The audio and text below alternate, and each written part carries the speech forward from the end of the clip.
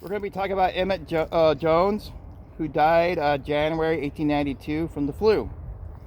The largest 19th century epidemic of the flu, called the Russian epidemic, arrived in Europe from the east in November and December of 1889. It is one of the first epidemics of the flu that we know of in current history. It was also the first epidemic to be so widely commented on and intensely during the daily press. It arrived in North America in 1890, and it turned into a pandemic that killed about 1 million people worldwide. The outbreak was dubbed the Asian flu or the Russian flu. The flu was a very strong strain and lingered in the area through 1892, which killed little Emmet here, and his lot card also states died from Russian flu.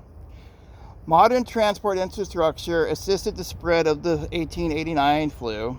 The 19 largest European countries, including the Russian Empire, had 200,000 kilometers of railroads and also traveled by boat over the Atlantic Ocean, which took less than 6 days to get to North America.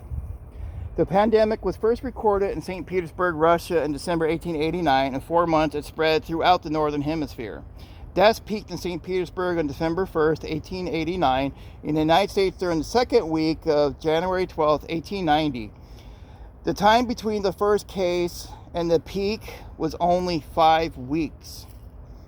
Although it was not viewed as a threat, the disease spread throughout the whole country and North America within a few months.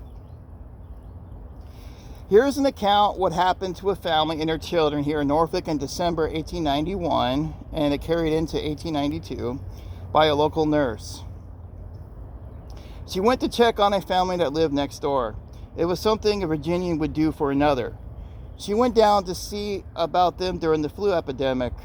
Snow was on the ground real bad. When she arrived, there was a bad air about the property, almost an atmosphere of disaster.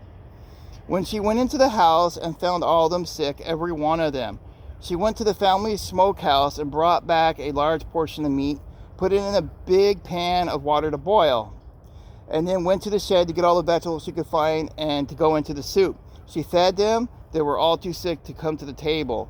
She then went upstairs, fed the 2 kids, and said that they were just burning up with fever. She tried to cool them down with cold water and said they were all bundled up and covered up. You know, when you have the fever, you're not supposed to cover up. You're supposed to cool yourself off. By being a nurse, I know how that works. We even put patients on cooling pads in the hospital, and they would think they were freezing, but it cooled their bodies' temperatures down. She placed the remainder of the soup in a cold place to keep for the next day, and it went home. The next morning, she went back to the house, reheated the soup, and fed the family downstairs. She went upstairs to take some of the broth to feed the kids. When she got up there, they were all dead. They suffered and died alone. The family was too sick and weak to check up on them. 2 men were coming down the road in a wagon, and she asked them for help. She said that she washed the children and dressed them in night clothes, rolled them in blankets, and because of the winter storm, she and the men placed them in an unheated building apart from the main house and locked the door. They stayed in there for a week until all the snow melted and they can be buried.